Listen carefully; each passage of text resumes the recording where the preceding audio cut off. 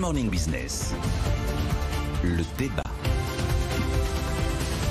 Il doit y avoir un brainstorming très compliqué chez Total Energy qui publie les résultats le 8 février. Et après ceux de BP et d'Exxon, on sait que forcément ils vont être très élevés et qu'on ne sait pas comment cacher ce profit. Je ne saurais voir. Et attendez, si c'est pas simplement Total Energy, ça va être mondial. Ça a commencé déjà. Hier, c'est grosse indignation après la publication des résultats de Shell. Ils dégagent 43 milliards de dollars de profit. Ça a plus que doublé par rapport à 2021. C'est le plus gros profit de l'histoire du groupe en 150 ans.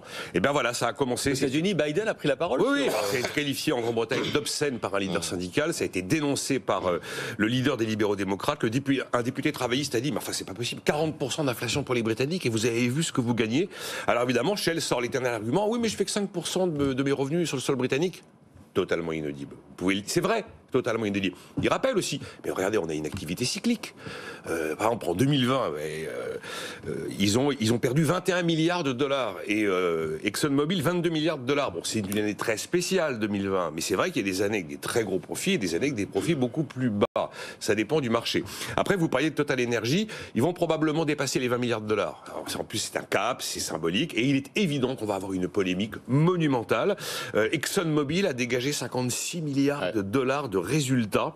Un porte-parole de la Maison-Blanche aux États-Unis, pas en France, c'est pas la CGT, a dit que ce chiffre était scandaleux. Mais Joe Biden aussi. Et Joe Biden, lui, alors c'est là où ils sont américains, ils sont pas français. Ils considèrent que c'est bien, ça c'est sur la partie dividendes. C'est bien les dividendes, c'est bien, mais le problème c'est que si vous en versez trop, vous investissez peu.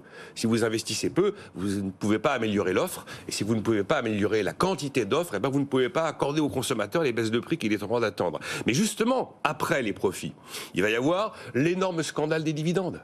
Ça, je vous l'annonce tout de suite. Shell a versé 26 milliards de dollars de dividendes en 2022. Et ils annoncent qu'ils augmentent de 15% le dividende au titre du 4e trimestre 2022. Et qu'ils vont mettre 4 milliards de dollars de rachat d'actions. ExxonMobil revendique 30 milliards de dollars de retour aux actionnaires. Donc 15 en dividendes et 15 en rachat d'actions. Et alors, ce qui a vraiment fait tousser la Maison-Blanche et Joe Biden, c'est quand Chevron a annoncé qu'il triplait les rachats d'actions sur 5 ans pour un montant de 75 milliards de dollars. Ça, c'est pas de l'investissement, ça. C'est pas de l'investissement. Mais vous vous rendez compte les montants. Et donc, l'émoi, l'émotion, l'indignation, elle ne va pas être que française. D'ailleurs, Total Energy, hier, a commencé à préparer le terrain, parce qu'ils savent que le 8 février, ils vont s'en prendre plein la figure. Donc, ils rappellent que c'est plus 7,5% d'augmentation de salaire en 2023. Ils ont augmenté de 15% en 2021, par rapport à 2021, les bonus pour les non-cadres. Ils annoncent qu'ils augmentent du même montant le budget pour la partie variable des cadres. Et ils annoncent hier encore une hausse de 5% des montants accordés aux actions sociales du groupe, en disant que peut-être ça pourra éviter le choc d'opinion, parce qu'il va y avoir un choc d'opinion avec les résultats des pétroliers. Jean-Marc Daniel, vous n'êtes pas contre les profits, bien évidemment, mais vous êtes contre les rentes. Donc c'est quand même la question de fond, savoir si ces profits sont justifiés ou pas. Écoutez, dans la mesure où le secteur est en concurrence, ces profits ne sont pas des profits en situation de rente. Et ce qu'il y a d'intéressant dans la formule, c'est cacher ces profits que je ne saurais voir. Vous savez que ça fait allusion à Tartuffe. Bah oui, bien sûr, merci. C'est moi qui ai changé l'expression. Voilà, oui, absolument. Voilà. Et donc, les gens qui s'indignent sont des tartuffes. Ouais. Les gens qui s'indignent sont dans une situation un peu conventionnelle, convenue, répétitive. Et donc, je rappelle une autre formule. Les profits d'aujourd'hui sont les investissements de demain et les emplois d'après-demain. C'est ce qu'on leur reproche, justement, c'est de ne pas investir ces profits peut-être dans les énergies vertes.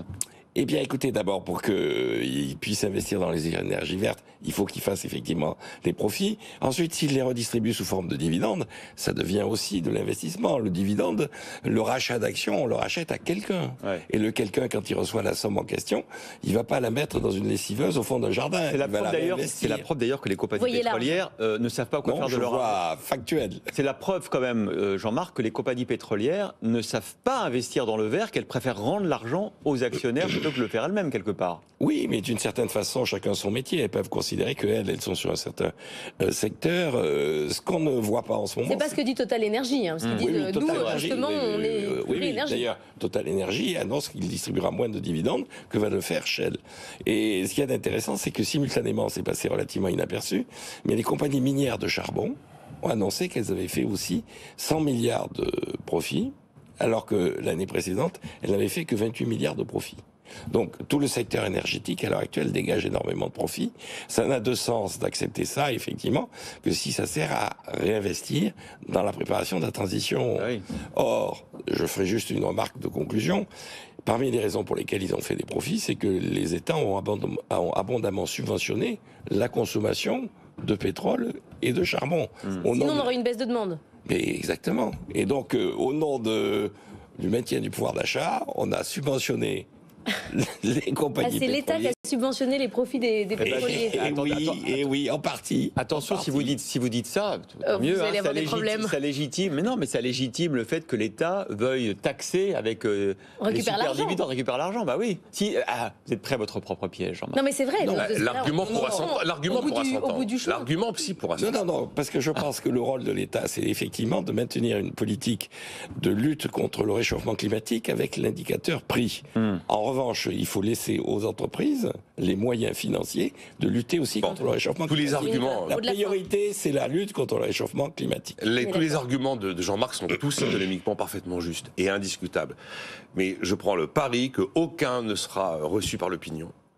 Et que ça restera entre nous sur BFM Business. Parce qu'effectivement, les dividendes, on peut éternellement rappeler ce que c'est, comment ça fonctionne, que ce ne sont pas des étrennes et un cadeau qu'on fait. Mais bon, enfin, tous les arguments, je peux vous les mettre sur la table.